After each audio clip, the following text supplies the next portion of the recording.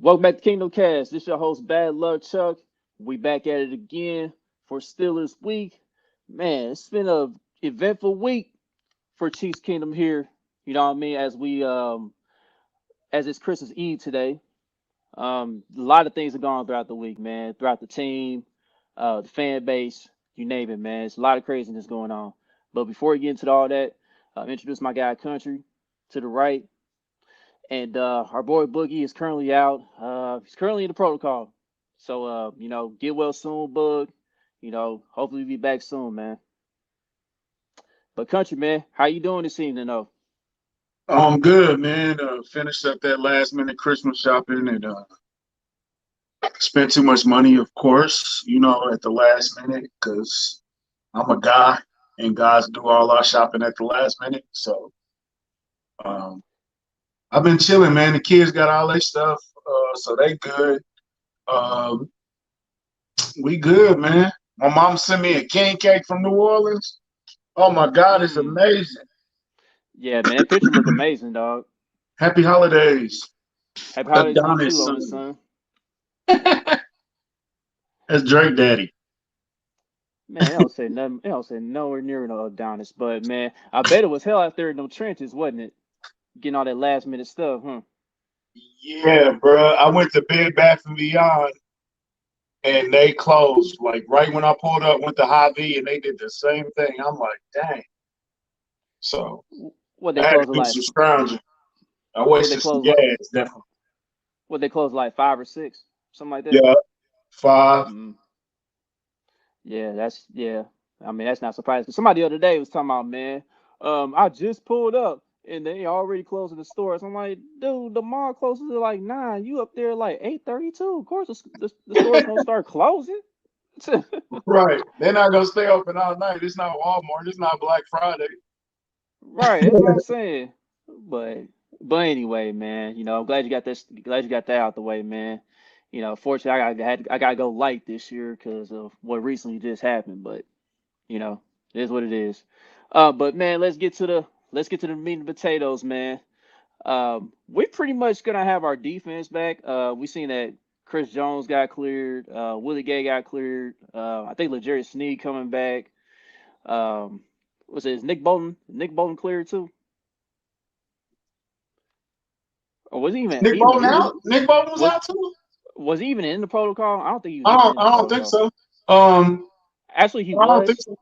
He was announced earlier, but I think he got cleared too. But anyway, we were just gonna have our defense back, but our two most important guys on the offense side of the ball, they're still not cleared. I find that to be very, very suspect. As you guys can see the title right here, the NFL is a suspect, and that Do you think it's like a gamemanship thing, or are they really not cleared, or they just holding on to it because everybody said they should be done. They should be good by Saturday. yeah, you got one more day. Sunfly Looney said Nick Bolton's still out. Okay, Nick Bolton is out. yeah, I had to double check that, but that's what he said. So I don't know what that means in Enrica, but okay. yeah, I ain't see all that, but Virginia yeah, Tech. man, yeah, I guess. But anyway, but yeah, man, like even though if Nick Bolton does get cleared, if he's still out and he doesn't get cleared, I mean, I think we'll be fine still. Like I said last week, Anthony Hitchens was going to step up, and he did, and this will be another opportunity for him to step up if Bolton can't go. So, but Tyreek Hill and Travis Kelce, they still haven't been cleared, man. I think part of it might be gamesmanship, but I think part of it is just how the protocol is going, man. Because I'm really having a hard time believing that these guys can't get one negative test before Saturday. Like Travis Kelce got ruled out Monday, then Tyreek got ruled out Tuesday. They both vaccinated. You know what I mean? So it's I'm all around sure. suspect. And Ward So was out what 3 days? Ward got put on the protocol. He was back in 3 days. So I mean, who knows what's going on, man? It's so crazy. I just ain't trying to catch it my damn self. Um, So, I mean, I think they'll be back. I'm just gonna go with hope and say that they'll be back by Saturday. So We'll see how it plays out. This is not. It wouldn't be. This is a major loss though, because it's not the first time we played without people. Like we've been playing without people, but not those two people. I think this is the first game that Travis Kelsey is gonna miss playing with Patrick Mahomes. Like he's never missed a game. So this is what I kept going to though. We have seen Patrick play without starters, right? Or so we've seen him put Albert Wilson on the map. We've seen him make Demetrius Harris some money. So we've seen him without top guys before. We've seen him play. And it's not like they were playing the B team either. Like they played Denver and Travis Kelsey and Tyreek Hill did not play. None of their starters played. So we've seen them do more with less. So we've seen them go in there 2018 without a defense and put up 6 touchdowns on Pittsburgh. So we'll see. Well, if we believe in Pat, if Pat is really back,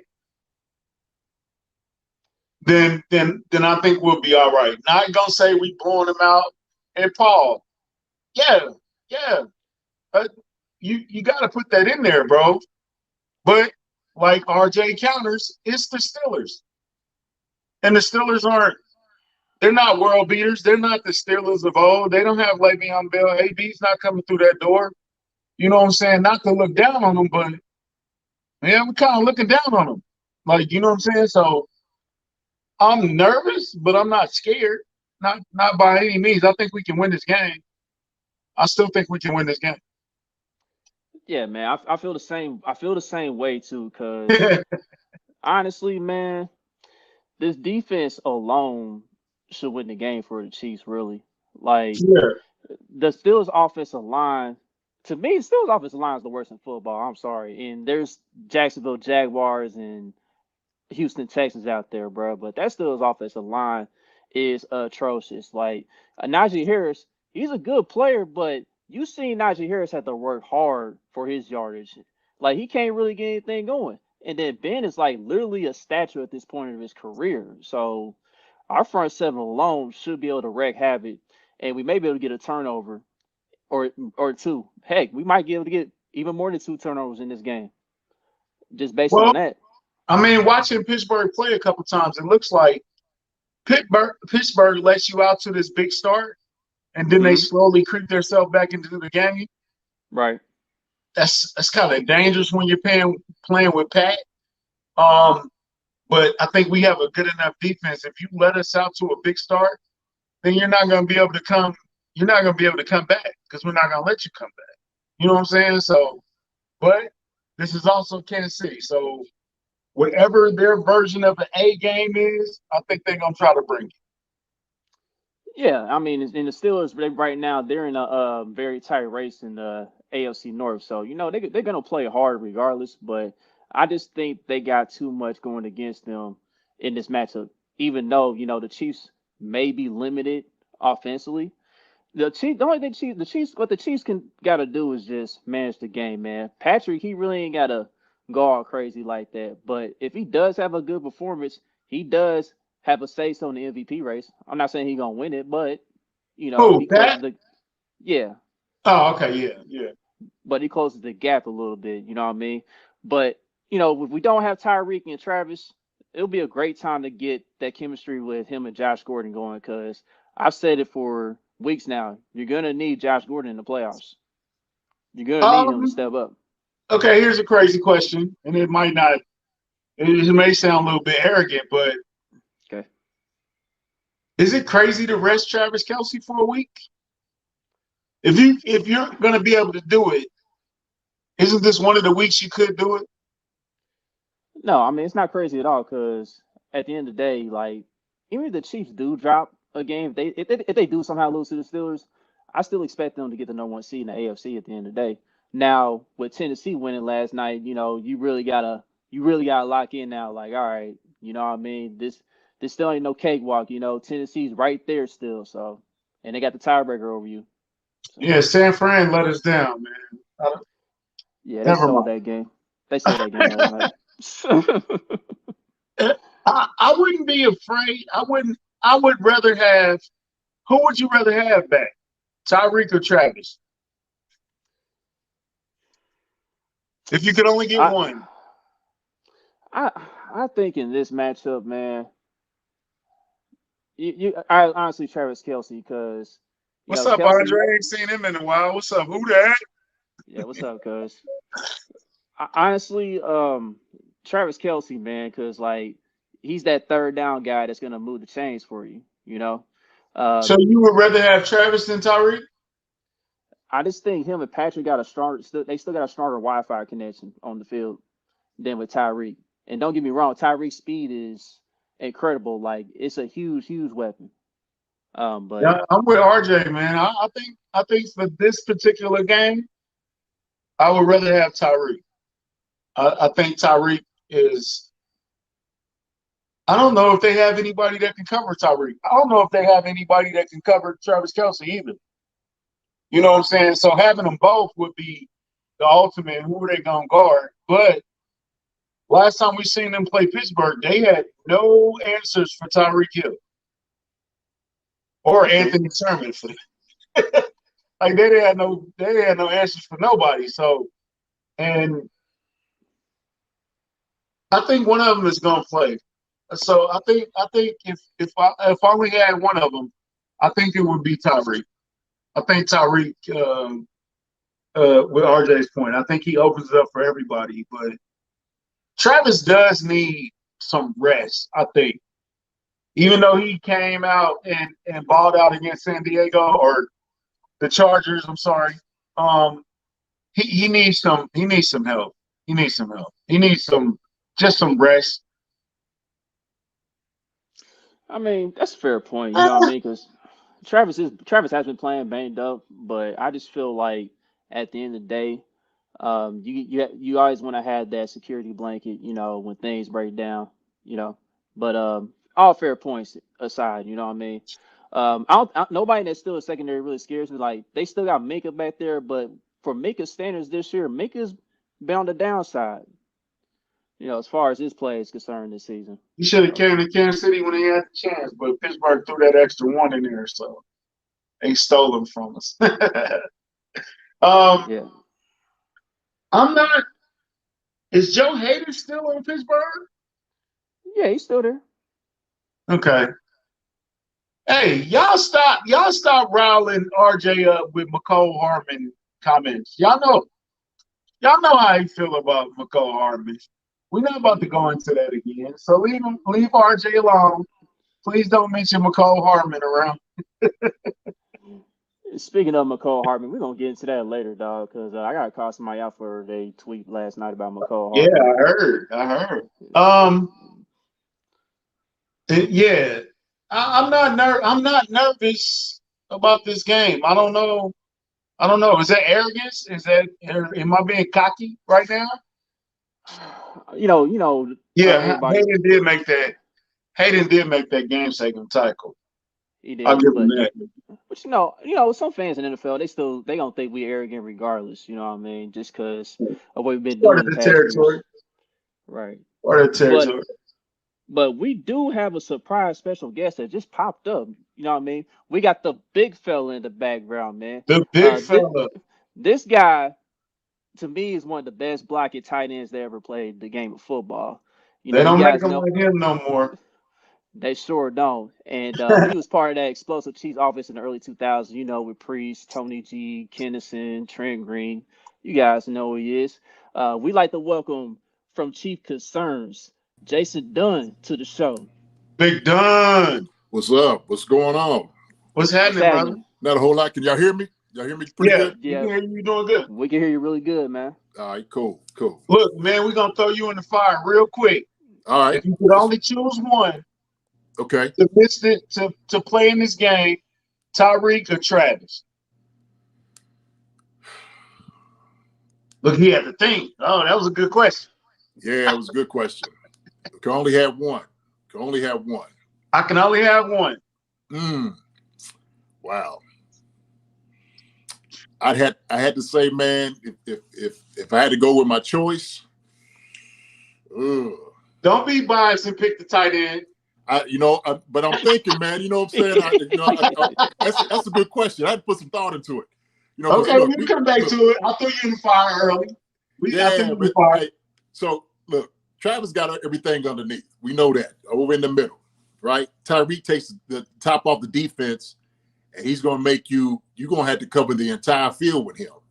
So that's one thing, man. They always tell you, man, speed kills. So, that speed that he's got, I mean, he's just a dynamic player. Ain't too many people out there on the field that can do what he can do, right? And the same with Travis, too. That's the thing about it, man. Golly, that's a good question. Hey, look, I go test for him. I'm positive. I'm good, so I go test for him if we have to. If we have to pull out all measures. Right.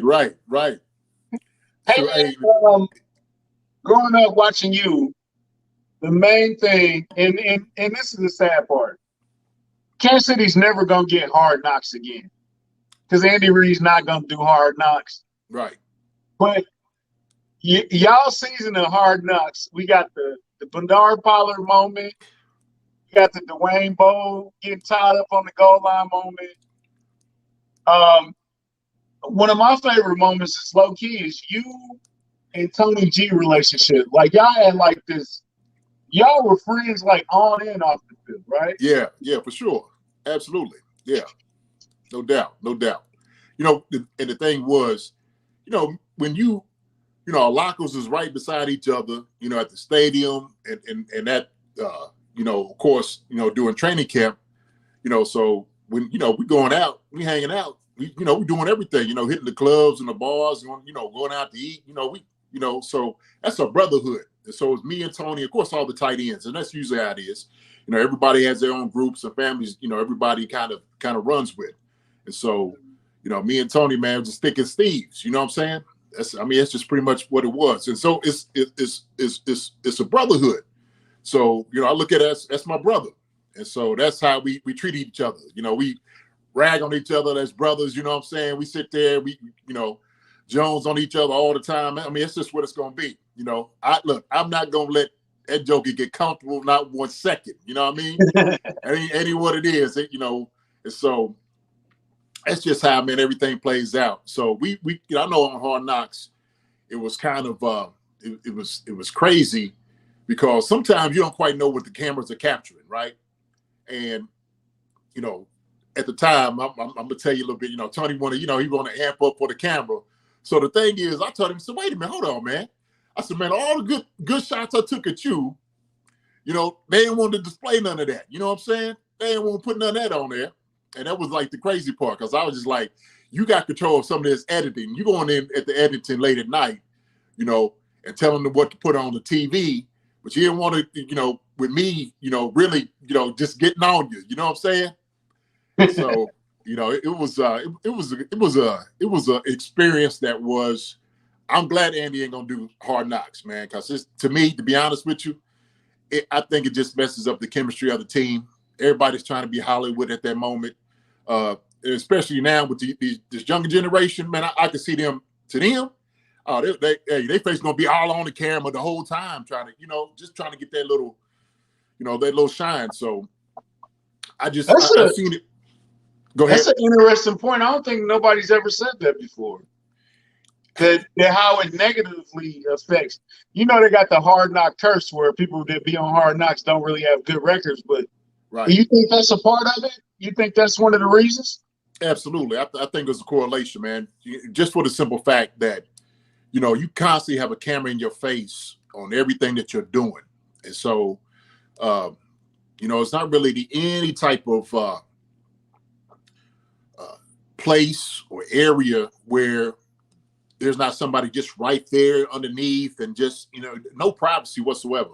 And so sometimes we had to tell, like, look, man, y'all gotta just fall back a little bit, because y'all just, seriously, we, in the meeting room and they under the table like this with the camera in your face, man, just trying to catch every little moment, every little, nuance thing that you do. So to me, man, it just caused a lot of guys putting more emphasis on the camera and stuff like that, as opposed to getting ourselves prepared for the game and the practice and stuff like, And so what guys are doing, but here's the crazy part of it.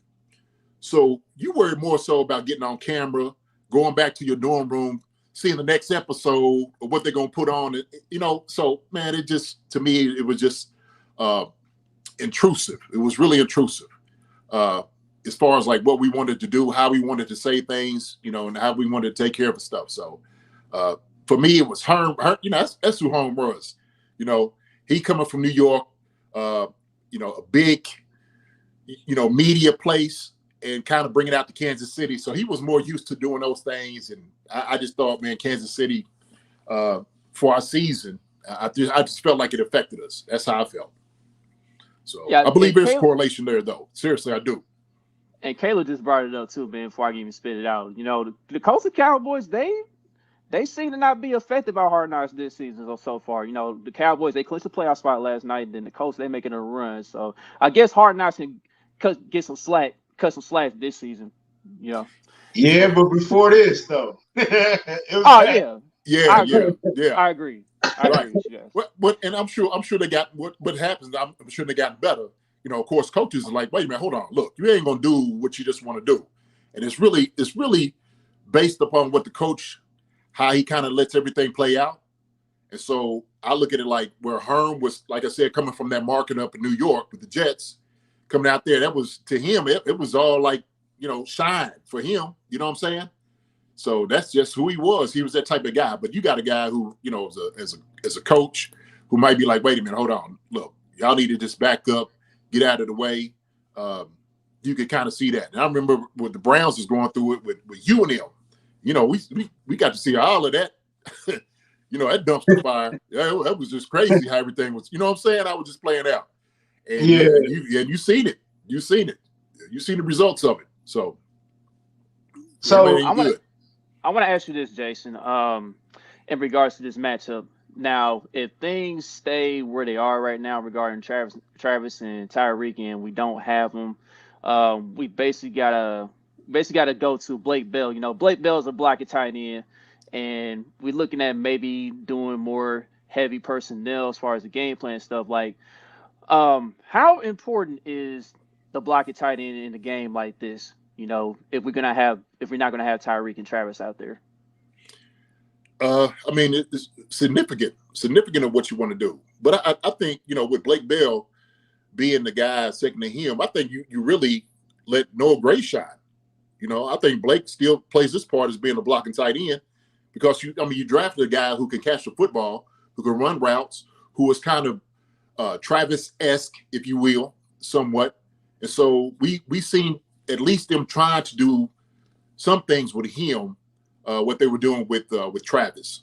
And so I think Blake still plays his part. You don't want him, running down the, not saying that he can't catch or he can't do these things, but I think Noah Gray is probably a much more athletic tight end.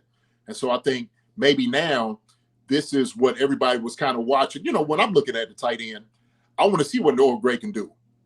Because it's like, look, if we don't have Travis, right? Case in point, this scenario, can Noah Gray come in? Well, look, he's been in the room with Travis all during the summer, during the whole season. So now it's like I know some of this done rubbed off on him. As far as route running, what he can do, talking these things over, and so now I know he's going to have some trust in. Like, look, you know what? Hey, it's time. Hey, youngster, it's your time. Now it's time for you to shine, right? If I get hurt, you got to be able to come in. So I think, man, Noah Gray, you got to give him at least 4 or 5 looks, just to make everybody keep him honest. Because if you don't have Travis, right? So now all the defense is going to switch up. Well, now, guess what? We drafted a guy who can run down the field, who is athletic, who can still run, get out of the break, and can catch the football.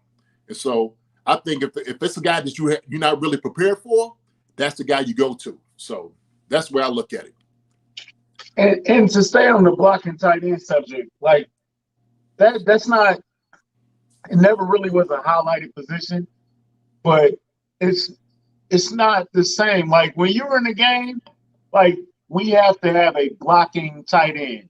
Yeah. It's not a need. I mean, it's not a want, it's a need. We need this guy on this team.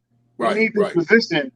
And I guess since it's more pass heavy now, that they kind of like took the guy out of the game. How does that make you feel as a blocking tight end? That's something that you're known for.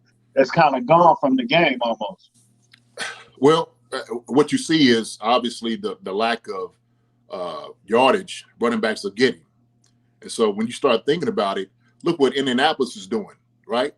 So my man is making a lot of yards because what? Because they got two tight ends that's going to block, you know? So Doyle and my man, I can't think his name, with the dreads. Allie Cox. Allie Cox. So, they're going to put their hands on somebody. And so when I watch him play, Allie Cox is going to be in there blocking. He's going to be right in line making those blocks because you need guys like that. And so I don't think that that's a lost art, because as long as you got a running back and you need those yards, you're going to have a blocking tight end. You're going to have that fullback come in every once in a while just to make a wham play, lead up on the fullback. So I think with now with the more passing yards and stuff like that, I think still that tight end blocking is needed. You just have to have that guy. If not, well, then all of a sudden you're going to run a whole lot of zone. You're going to have guys, tight ends who are not blocking, who are glorified, really, wide receivers. I mean, that's truly what it is, right? And so when you don't have those guys, tight ends who are willing to block, stick their nose out there, then it's going to suffer. And you just kind of see it, But they're, and look, Tennessee is different because everybody ain't built like Derrick Henry. It's just, you ain't got that guy. You know what I mean? One-on-one. So, and I look at this, I was telling somebody also too, like Green Bay. Green Bay does a great job. Well, who they have? Mercedes Lewis, right? Look, we know Mercedes, he ain't stretching no defense anymore. He ain't doing that. But I tell you what he's done. He's created the niche to sit there and say, look, I'll get out there on one or two passes, but right now I'm going to be in here. I'm going to put my meat hooks in somebody on this defensive end, okay? I'm going to get Aaron Jones up through the field. So that's those things, those guys like that are definitely needed, man, in offenses that I think are successful. So. Yep, and I had this little argument last episode when the Chiefs had a little blunder down in the red zone near the end of the third quarter against the Chargers. They had 2nd and 1, 3rd and 1, 4th and 1, and didn't convert on any of those. And I told people, I said, this is why the fullback still needs to be an important part of the game, because they're trying to remove the fullback from the game as well. You've seen all these great fullbacks throughout history. We had T. Rich. You had Lorenzo Neal. You had Tom Rathman, John Riggins. You had all these great fullbacks that were key parts of why teams either won the Super Bowl or either made a run in the playoffs. So they need to start incorporating the fullback more back into the game as well, especially on short yardage. Yeah. And we saw that Barton got a little wiggle to him. He had a big play. He had a couple big plays Thursday. Yes, sir. He sure did, right? Good. So look, and it was effective, right? I'm sitting there thinking, look, in my mind mentally, I'm thinking right now, 3rd and 1, 3rd and short, 2nd and 1. Look, you gotta let him get it. He's gonna lean for at least a yard. He gonna at least do that. If not, then guess what? Let him line up 45, go in and shorten the linebacker's neck up. Okay, let him get behind him and get another yard. Right? Look, we brought the man in for a reason. I think it's just absolutely wasteful to bring a tool in, have it in your toolkit, and not even use it. You know what I'm saying? So that's how I feel about it, man. You got to let him, like you said, the O.T. Richards, Lorenzo Neal. I mean, when I'm talking about it, I think like Man of Arms. I don't know if y'all know He-Man. You know what I'm saying? Used to just have the arm on all the time and just, that's what I'm looking like for a guy to come in and actually just go in and throw a dude out the club. So look, when he coming in and he's got that, big old neck roll. Remember those big old neck rolls used to wear like Lorenzo Neal? Yeah. You already knew what the business is going to be. So I think you got to do some more of that, really. You do. Yeah. Anybody with the neck roll was dangerous. I don't care what they did or what linebackers, it don't matter. If you got that neck roll thing, he's a gangster. Leave him alone. Right. Look, we used to see it all the time, man, in high school, in college. When they start running around the field and warming up, every time you see a dude with the neck roll, you're like, oh, that's the hitter. There he is. You know what I'm saying? You always knew it. So yeah. Yeah, definitely. Allstott is Mike Allstott from Tampa Bay, getting a lot of love. Yeah, Yeah, He no was a doubt. beast too. Right, yeah, He was right. a beast definitely. too. Well deserved. It's bad enough. It's bad enough for running backs running from you. When he running over you at the same time, that's like double. That's like, Oh yo, yeah, I'm just gonna sit on the bench, coach. I'm done for the. yeah, yeah, yeah. They don't want none of that smoke. None. So, who was some of your favorite guys to block for? You blocked for some legends, some Yeah. great guys, some potential Hall of Famers, some Hall of Famers. You put Oh in yeah. work. That, so when I was in Philly, man, I had, Slick Ricky Waters. I Oh had, yeah. yeah, man, Charlie Gardner, you know what I'm saying? Chuck was out there, man, back then I was at Thunder and Lightning. I used to talk about it. I said, man, that's where you could use, Hilaire and Williams Thunder and Lightning. For real. I mean, Mm-hmm. you really can do that. Yeah, Garner was shifty as heck. Real Huh? shifty. I said Garner was shifty as heck. Oh yeah, man. Plus, Chuck, man, he always had that mindset. He always played bigger than what he was. He always walked out there with his chest out. You know what I'm saying? Like he was just that dude. So, man, and then of course when I came to Kansas City, man, I mean, at Kimball, Andrews. Donnell Bennett. You know what I mean? Shoot. I mean, T. Rich was in the backfield. He used to block for T. Rich too before, they just made him to a glorified fullback. T. Rich used to tote that thing. Yeah. So, Yeah, I remember that.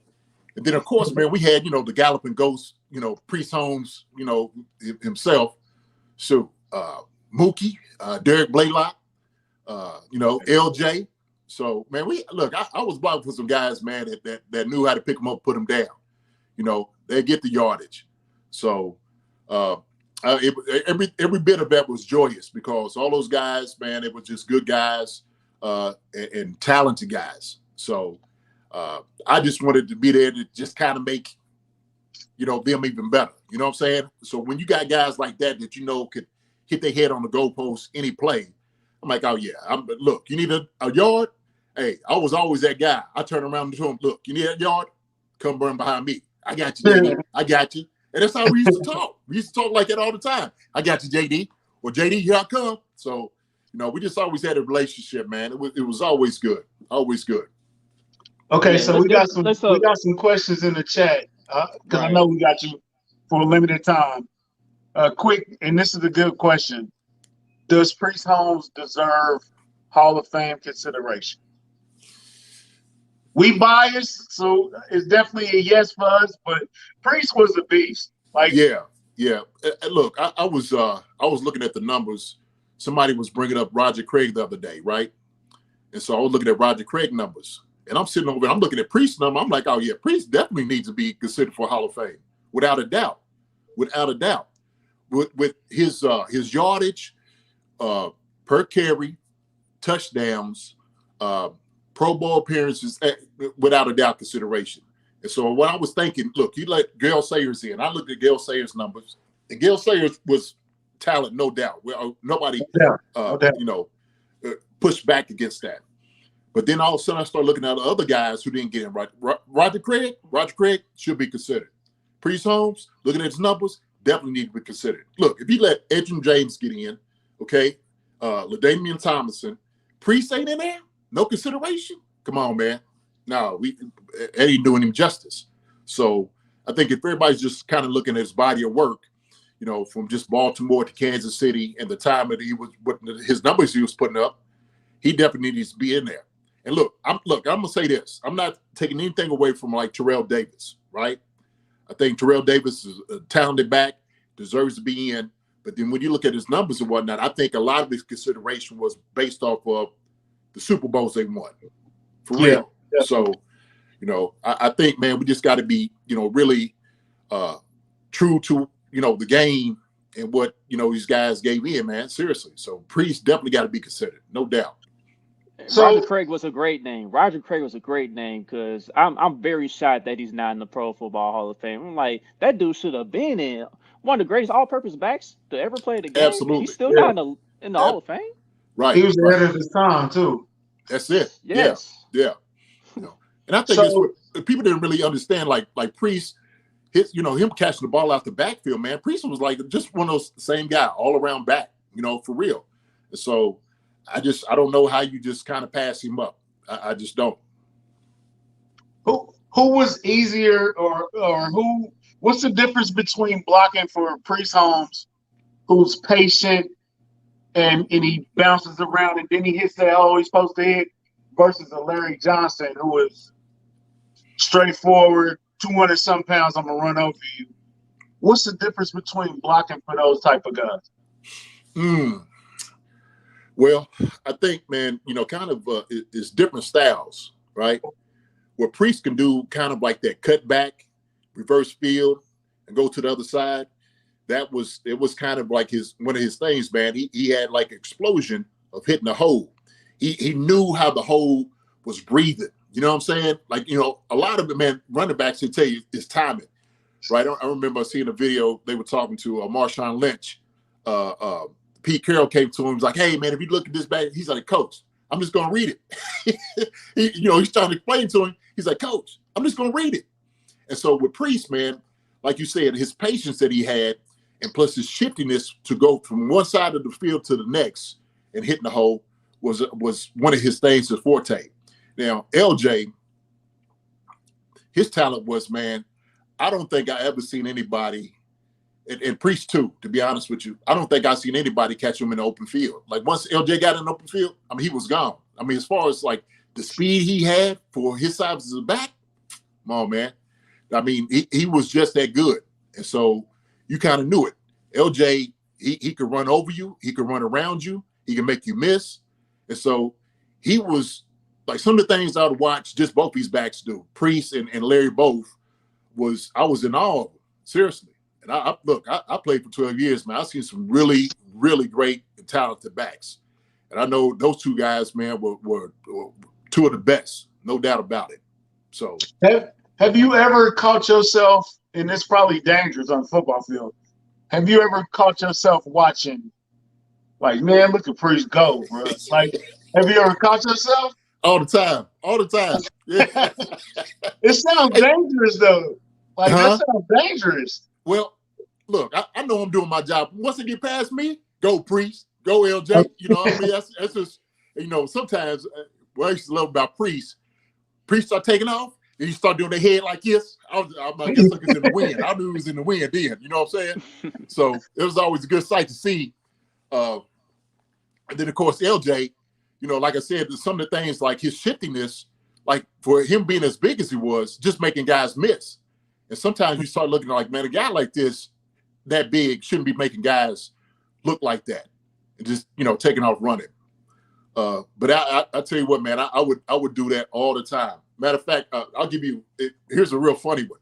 So we was playing Buffalo, and we was down on the goal line. I think we ended up running like a pick play, and they end up intercepting it in the end zone. Well, they take off. So, I'm thinking, I'm like, look, I still got a little speed, right? I'll give me like a little angle to go catch this joker. I'm going to get him. Well, so sure enough, safety catches it. He's taking down the sideline. So I'm like, it's rolling. I'm on my angle. And all of a sudden, my angle started getting cut off. I'm like, daggone. All of a sudden, from the side of me, here comes Priest. He just passed me. And so I'm like, it's almost out of breath. I'm like, get him, Priest. Get him, Priest. And Priest went to go get that joker. He went and he ran that joker down. He did. I was just in awe of it. Because, I thought I still had some speed. You know what I'm saying? So, but I knew after Priest passed me, that joker was fast. And I was just in awe, how he went and go and got that joker for real. So. That's Shout out to Priest Holmes. No doubt. Yep, one of the greatest players to ever suit up here, man. So there's another question, man. From one of our co-hosts, Boogie. He couldn't make it tonight. Who are your top 5 tight ends currently in the NFL right now, Jason? Top 5 currently right now. Okay. Mm-hmm. Top 5 currently NFL, and this is the order. I had to go with Travis Kelce. I'm going to go with Kittles. After that, that's where it started getting tricky right there. Yeah, like, but I'm going to say this. I'm going to say, and this is barring no injuries and stuff like that, I'm going to say Waller. Waller's going to be my third. then I'm about to go. Here's the fourth and fifth is either going to be Gronk or it's going to be Andrews for me. That's the top five right now. I don't think after that everything else kind of falls into place. But right down at the top five, man, come on. I mean, I don't think, that's it. Those five guys, I mean, they're gonna ball out each and every week. So I don't know any other name you could bring up. I'm in agreement with that, honestly. I may have Gronk third, but that top five in general, I'm with that, man. I'm full agreement, 100%. That's definitely the five. You can argue the order, but that's definitely the five. Right. That's definitely the five. Yeah. Okay, so this question got to come. Tony Gonzalez. In my opinion, Tony Gonzalez is, if we rank it all time, he's in every conversation you want to have. Right. Now, Tony went to Atlanta, and it's no fault of him, and I commended Tony for going. He needed to go to Atlanta and experience what I wish he would have won in Atlanta. He's made some comments. So he gets a lot of flack from the fans. Yeah. But Tony and Travis are two of the best tight ends of all time. And we had them right in our stadium every Sunday. Right. And now I'm going to ask the question. Yeah. Tony or Travis? Who you taking? Don't ruin your friendship now. Yeah. Look. You put him on the spot, man. Yeah, I'm gonna say this. He a big dude. He can handle it. Yeah, no, look. I love Travis's game, and you rightly so.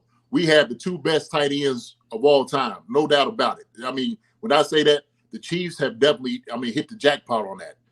And so, I always look at it like this. I always look at the body of work, right?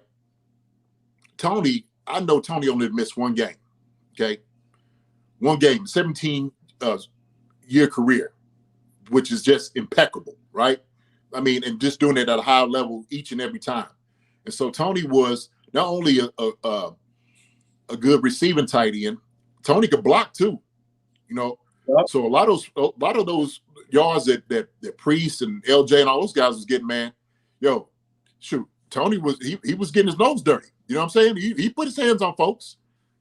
Plus, I wouldn't let him get away with it. We're no prima donnas in the tight end room. You know what I'm saying? So look, Tony, hey, he get in there, man, and put his hands on people. And so I say this, Tony probably had the best hands as far as the tight end that I've seen too, and just catching the ball in traffic. We have these conversations all the time, man. Look, when I'm watching the game, it's all of us on the conversation, probably 8 of us talking, and so we have his talk all the time. And Tony recognized greatness, right? Travis is a great tight end. Travis, what he has that I don't say Tony has was his yards at the catch. The way he can make people miss is what he's great at. I call Travis the rubber band man because he don't really let nobody get a real good hit on him. You know what I'm saying? You see, he just kind of bounces off, guys and stuff like that. And he kind of like, I was thinking about this other day, like when he made that move. Kung Fu Hustle. Y'all seen Kung Fu Hustle? Y'all know what I'm talking about? Yeah. remember the old dude that had like he's kind of like that guy. Like you can't get no real good hit on him. You know what I'm saying? Like whatever he comes with, he's gonna hit you right back with it. And that's how he's elusive.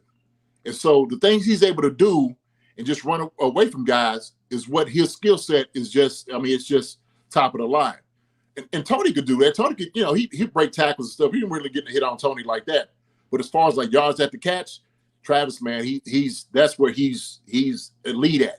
Now, Tony catching the football in between 2 or 3 guys, if I'm looking for somebody at the end of the game or getting the ball, I'm going to 88. There ain't no doubt about it. You know what I'm saying? That is a fact. Because I've seen him pull us out of many of messes plenty of time. You know what I mean? So my thing is when TG was getting tripled and double teamed all the time. All the time. And so I think now because and we got to say this too, right?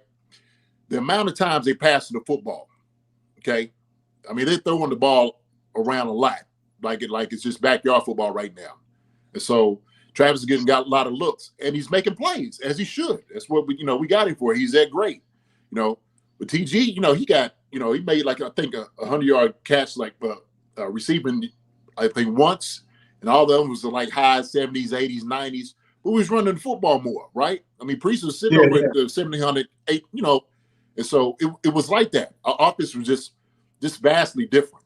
And so if you're sitting there thinking about Tony could have easily caught 100 balls, 1,000 yards, easy, with the way that they're throwing the ball around now. But like pure, catching the football, I mean, TG he's got that edge on it, man. And like catching the ball, fronting it up, I ain't never see tight ends do that. Tony, that's another thing TG could do, playing basketball. So these guys got two different skill sets, man. But I'm looking at 88 at the end of the game. We need that first down. We need that. I'm gonna go to the guy that got the best hands, no doubt about it. And so I watch him methodically just work on his hands every single day to get them better, every single day. And so I've seen him make some incredible catches, man, some really incredible catches. And that's not taking anything away from Travis. But right now, because Tony's body of work, 17 years of what he's done, I mean, he's right now, heading, that's where he's at. He's number one right now. Travis, he continues where he's at, he keeps doing what he's going to do. Guess what? Then we can have that argument when he gets to that point. But right now, I think Gonzalez is 1 and 2, no doubt about it, for sure. So, no doubt, I agree with you. That's an excellent breakdown of both guys, man. Like both guys great in their own right. Like you said, Travis's main strength is yards at the catch. Tony Gonzalez's main strength is catching the ball in traffic, and you broke that down very well, sir. So, yeah. Does it seem to you that Travis catch the ball and does that little half spin move? It looks slow. It really looks like but then next thing you know, he's up the field 10 to 12 more yards, or he's rumbling towards the touchdown, celebrating, and I got him, and he did that little spin move, and now he's gone. Like, man, deceptive. He's deceptive. You know what I'm saying? He's got that deceptive speed and that athletic ability. But he put it on display like when that last one he did against the Chargers. Oh man, I mean he brought the skill set out. I mean he turns on a dime, right? Makes 2 or 3 guys miss, and then he outruns the whole defense. I'm like, look, this is 5th quarter. He had played 4 quarters already the whole game, and for him to have the energy, man, I was just like, yo, man, this dude right here has just got that, for real. He got that playmaker blood in him. You know what I'm saying? So that's for him to have, tap into that at the end of the game. I said, oh yeah, he's the real deal, no doubt about it. So yeah, we like to ask former players this because I'm curious about it. How do you watch the game? Do you allow yourself to be a fan? Are you watching it as a tight end? Are you watching it as I'm picking up on tendencies and I'm calling out plays? Like I've sat with guys that call out plays, and it's like, that's amazing. Like, yeah, like they know everything that's going. How do you watch the game, and are you allowed to be fans in moments, or you an analyst for the most part? I'm you know what, man? I'm a creature of habit, so obviously I'm gonna look at it from the tight end standpoint. But also too as a coach, I've been coaching for 10 years, and so my thing is, I'm plays. I'm like, what are you doing? Like, how come you're not running this? How come you're not running that? Like the defense is giving you this, and so my analysis of the game is always, look, what's the defense, giving to you? What plays you can run against them, right? I'm analyzing, the play calling, of Bieniemy and Reed. I'm checking all of that out. I'm watching the blocks. And I'm gonna be fair. You know what I'm saying? If somebody's made a bad play, he made a bad play. And so sometimes when people making these grades all the time, I'm like, look, man, ain't no way you're gonna get no grade like this off of that play. So I have to do like all 3. So everything you said, it's got to be from a player first, coach second, and third is as a fan. So, I'm gonna get up out my seat, run around the house, you know what I'm saying? Kick up, holler, so I tell you, I just enjoy the game. But I'm analyzing everything. Like I said, just from a player, coaching level, and then just the fan aspect. I tell you what, I've been to, the games I've been to, I'm always in awe. Like when I sit around the crowd and I watch people, because it's different. Like sitting in the stands from playing, like it's almost like it's out of body experience. You know what I mean? Because I don't realize, like when you're playing, you don't realize everything that's happening in the stadium. And so when I'm at the game, I'm looking around the stadium more than anything else than the field. Because I'm just like, it's entertaining. It's entertaining to me. But yeah, man, I enjoy watching these guys play. Look, I know what they're going through. I know how they're thinking, how they feel, and it's a tough business, but it's a performance business, right? And so I know sometimes when I'm looking at guys, I'm like, look, I'm gonna be fair with it. Look, if this guy right here got pushed back 3 or 4 yards, yeah, guess what? Ain't no plus on that play. It's just not. Some fans like, oh, he got the job done. He did. He got in his way.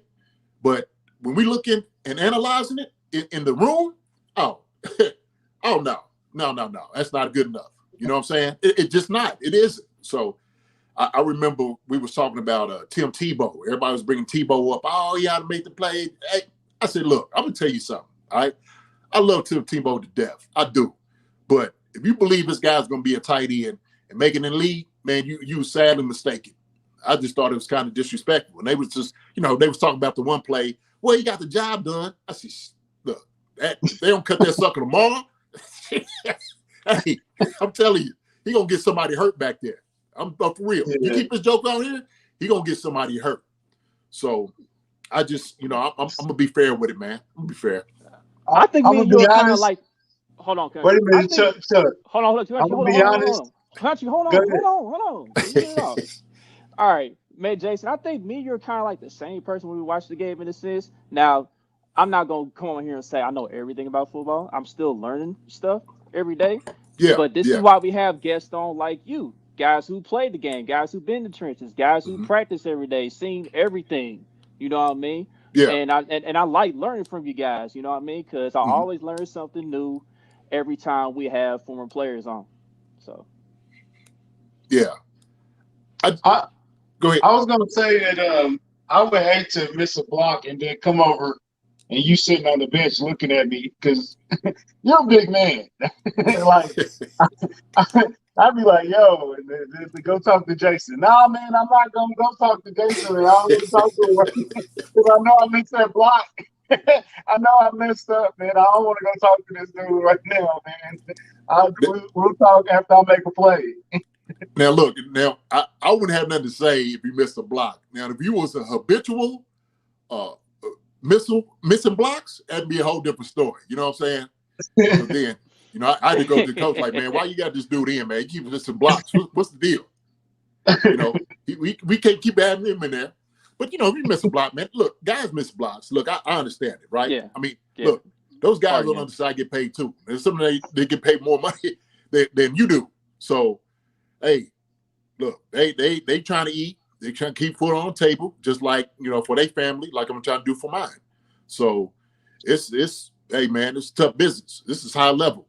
So when I'm sitting there and I'm looking at guys, like I said, I got to be fair how I'm looking at it, what they doing well, So I'm watching everything. So I coach O-line, tight ends, wide receivers, quarterbacks. So I'm looking at all of that, every single thing.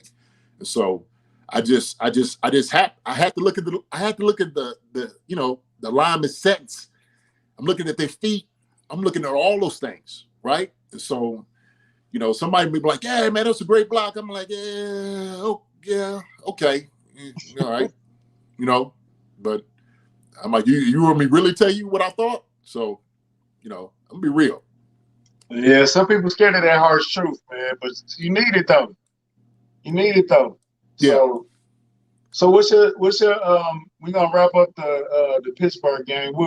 How do you see this playing out? Man, to be honest with you, I think, man, we got the game, to be honest with you. I think Pittsburgh, man, they're struggling. They just got a lot of things, man, on their plate. I said, man, Big Ben looked like he just checked out. He's done with it. I think he's through with all of it. To be honest with you, to be honest, I think he wanted to care if he wins these last 3 games or not. You know what I'm saying? He just want to go ahead and ride out on the horse he rode in on. So I like our chances, and I've said this: even if we don't have Tyreek and we don't have Travis, I still believe we got a great shot against their defense because we still got pieces. We still got speed. Like I said, still got Noah Gray, which I think he'll catch 3 or 4 balls. Josh Gordon, I said, a couple weeks ago, week 14, right? I was like, look, week 14, he's going to have his debut. So hopefully him coming back, give him some more balls, right? So I think offensively, we call a good game. Those guys call a good game. Put their genius minds together, protect Pat, let Hilaire get some yards running. I think we're going to be all right offensively.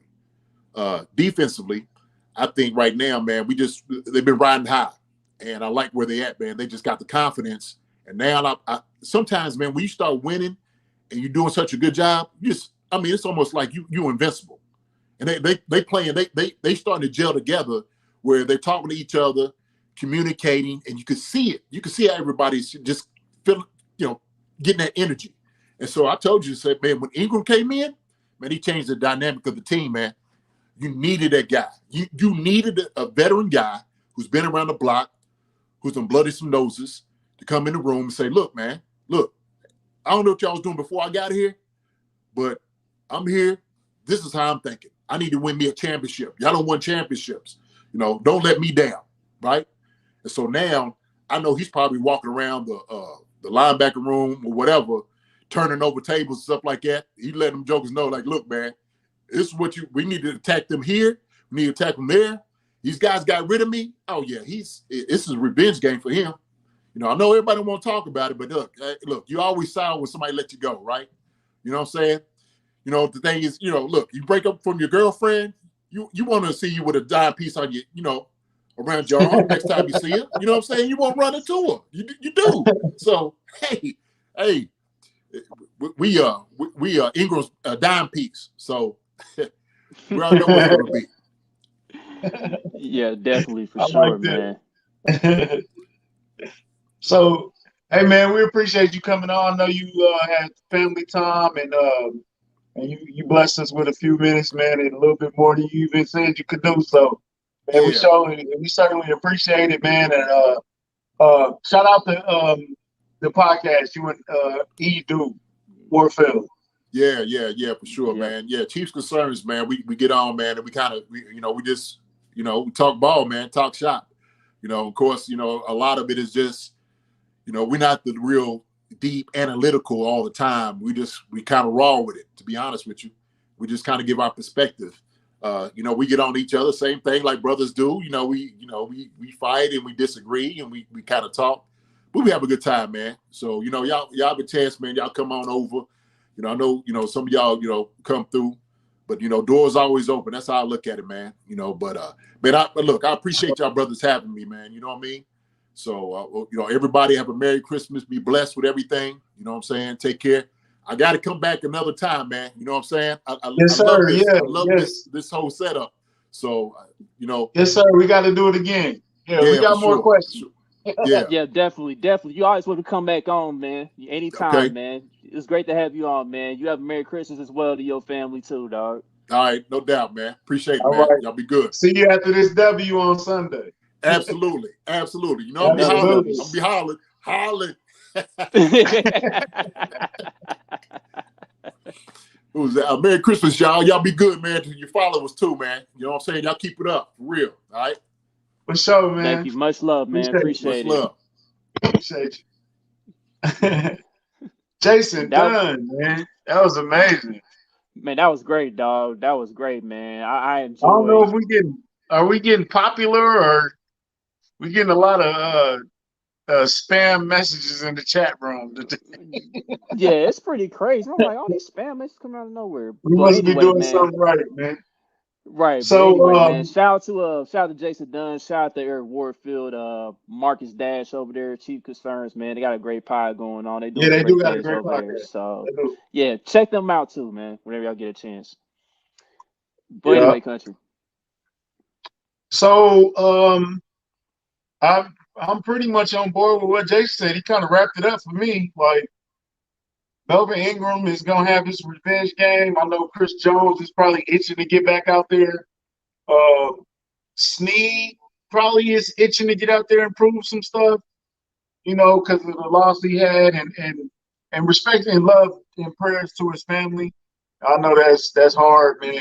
Going through losing somebody that close. So he's probably gonna have a lot to play for. So I think the defense is gonna show up. How much of the offense is gonna show up? Who knows? I think Pat is going. I think Pat is kind of back to where Pat needs to be, and that's a scary sight for the rest of the NFL. And I also agree with what he said about Ben. I think Ben been ready to pack it up for ever since he said he was gonna retire. Didn't he come out and say he was gonna retire? Yeah, a few weeks ago. A few weeks ago, he said Yeah, this he's is his been last packing it season. up ever since then. So, all right, we can do some scores. I will go. I wouldn't go that high. I will go 24-10 Chiefs. I think that's That's about right. that's some offense and defensive scores. Yeah, I think it's about right because I think the defense is going to score another touchdown this week, like how they did with the Raiders. So I think I'm in agreement with you, country. Two score game, 24-10. So, or it could be a 10-point game. Who knows? 24-10, 20-10. But I'm gonna go with 24 with you, dog. Um, but now that we done pretty much broke down this game, man, let's get to the other stuff. I want to get to Carrington's tweet last night. What he said about Mccall Hartman. That's one of the wildest tweets I have seen all season long when it comes to the NFL. He literally said, why aren't the Chiefs not using Mecole Hardman like how the Niners are doing Debo Samuel? First of all, he ain't built like Debo, man. Like, come on, man. Mecole Hardman is a slim 187, dog.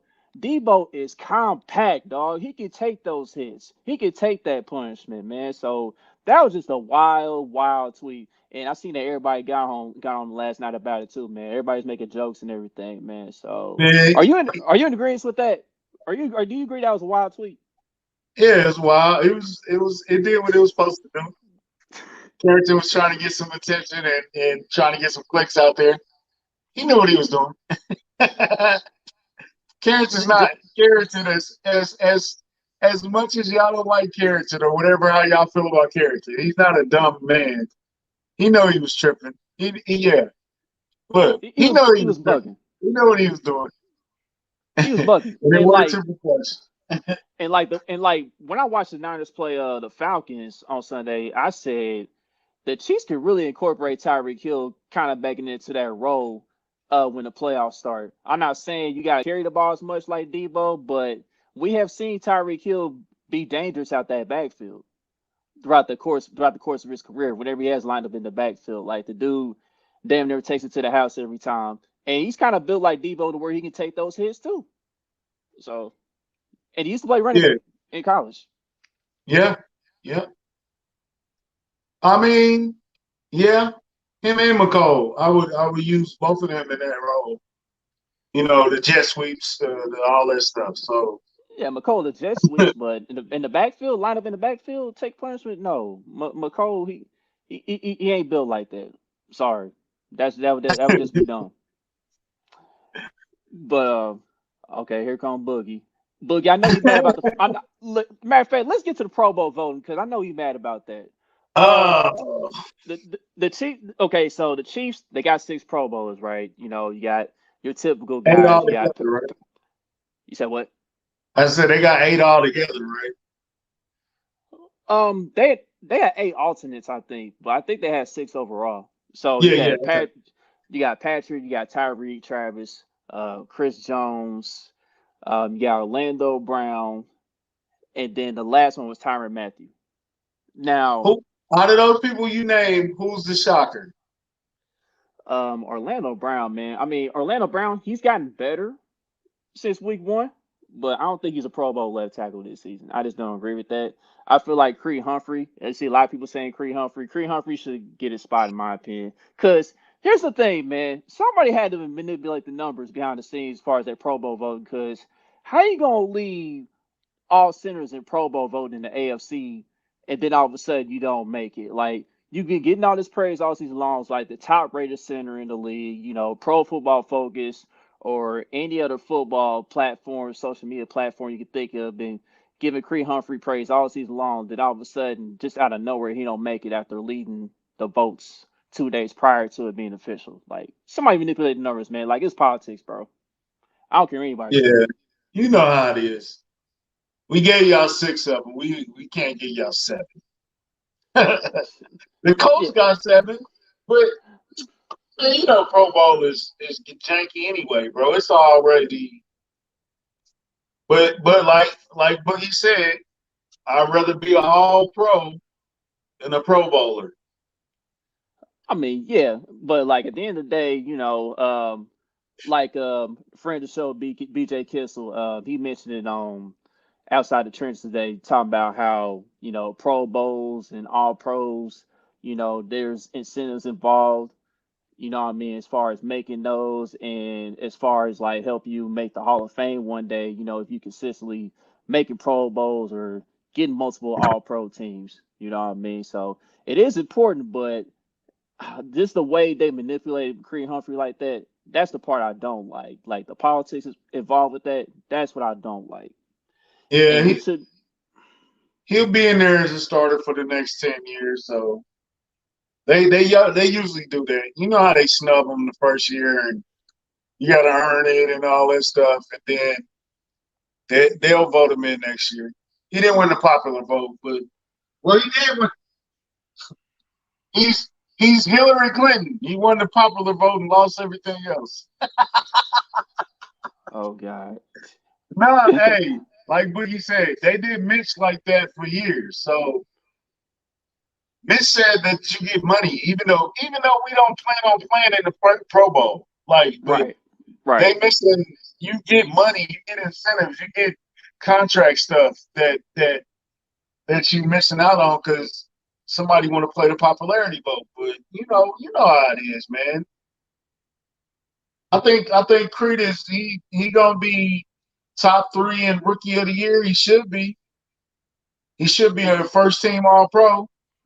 We'll see how it works, man. Or are they gonna let some new blood into the game, or they just gonna keep going with these old heads? But eventually, they got to move on from them anyway.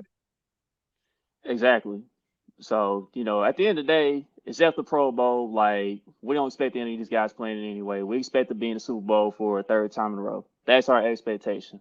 And the guys just gotta go out there and do it. Thanks. So yeah. So what else And we got, man? we can talk a little bit about what went on yesterday if you want. You know what I mean? As far as like just Oh I, no, man! I don't know. Hey, look. I don't know what's up with Chiefs Kingdom, man. I don't know, man. Hey, look. We find something new, man. Twitter. Twitter is a very helpful and useful tool. You have to use it properly. Um, and just because you be careful what you say. You know what I'm saying? Like it might come back to haunt you because people on Twitter are weird and they will search your tweets. They will find anything you say, and we probably all got something that we said before. I'm not justifying what happened because it was wrong, and she got dragged. You know what I'm saying? But yeah, you just be careful what you say, man. And things that we were saying back in 2009, we definitely cannot say in 2021 or 22. So I'm not going to search for nobody's tweets because I know we all said some wild stuff back in 2012. Caleb, we'll explain it later, bro. It was crazy. She left. They got rid of her. She did go in though. It was wild. They start pulling out some wild receipts. Bruh, you talking about history, dog. You talking about 4 year history, bruh. Like, Yeah, yeah, it man. was it was it was it was crazy. Oh boy. Yeah. The kingdom is So, business. so yeah, man. But just to wrap things up, man, as you look at the AFC picture, man, do you agree that in order to get in the playoffs, you gotta have 10 wins? Are we at that point with the AFC playoff picture right now? In order to be the top seed or order to get in? Just to get in. Who all got 10 wins right now? Just Chiefs, Titans. That's it. That's it for right That's now. it. hmm And everybody else I got like think 9 or 8 wins. yeah, I don't think you probably have to have 10 to get in. You probably have to have 10 to get in. You don't have to have at least 11 to vie for that top spot. Yeah, Cause yeah, if it's getting Chiefs went pretty out tight. and won 13, I mean, what you gonna do about that? Imagine us going from 3-4 to 13-4. You know, like what a hell of a season. Yeah, If we happen to make the Super Bowl and win the Super Bowl, America's team is gonna be so lit from what we came from and what people said and the narratives they put out there, and then they just kept winning. You know what I'm saying? So yeah, this DVD is gonna be amazing for this season. hey, I'm right with you, bro. I can't wait for it, man. Cause like this is what Andy Reid has done throughout his coaching career. Like we've seen whether he was in Philly or whether it's here. Like there's times where, the season they started out rough, teams started out rough, and then they just get on this miraculous run and make a run in the playoffs. So we're accustomed to it, Like I never panicked after that 3-4 start. Yeah, we wasn't playing well. We was right to critique the team in some areas, but I knew eventually that the adjustments will be made, and I just knew that this wasn't a Super Bowl hangover team. Like this team's too talented to have a Super Bowl hangover. Like we're gonna eventually get on a run, and that's what's currently happening right now. And we in the driver's seat for the number one seed. So Yeah, just gotta keep doing our job. I'm hoping they win Sunday and then come back and beat Cincinnati, and they have the opportunity to maybe even rest players on against Denver. Like, you know what I'm saying? And then they possibly they might be able to play. There, I ain't gonna go that far. Yeah, I think 12 wins to get you the number one seed. So you definitely to get in the playoffs, you need at least 9. Probably 10 probably is the number though. Yeah, that race is tight, man. It's super tight to get in right now. So, Yeah. I think that's gonna wrap up the show for tonight. I would like to thank everybody for tuning in, man. Again, shout out to Jason Dunn for taking his time out to join us. With Yeah. his surprise special guest appearance. Shout out to the big fella. Shout out to our guy Boogie. Boogie, get well soon. Shout out to Kylie. Kylie will be back for the post game show. So I'll be looking forward to that. We'll be looking forward to that. But other than that, country Hold on, man, hold you on, got hold on. anything else? Chris said, who do you think is the biggest threat? The Chiefs are the biggest threat to themselves and to the NFL. Yeah, I'm in Merry agreement. Christmas. Yo, Merry Christmas, man. I gotta go watch some Christmas movies. My wife probably gonna kill me. Um, um, hug your kids, man, and if you COVID free, you got your shot, you vaccinated or whatever, have fun, as much fun as you can with your family, but be safe. Do your distancing, wear your mask, all that good stuff. You know what I'm saying? Do not drink and drive. Don't get in no trouble. Uh, Merry Christmas. We'll see you before New Year's, but don't forget to Yeah. give me something, man. I wear a 2XL tall, so you want to give me anybody got any PlayStation 5 hookups? Let me know. So Man, Cash App C pin for the win. Dollar sign C pin for the win if you're feeling generous. Catch your but boy 567. You know what it is. but anyway, man. Merry Christmas, Happy Holidays to everybody, man. Until the next episode of Kingdom Cast, we out of here, people. Happy Kwanzaa and Yes, Hanukkah sir. and what's the other holiday? It's another one, right? Maybe, but I think you might have got them all.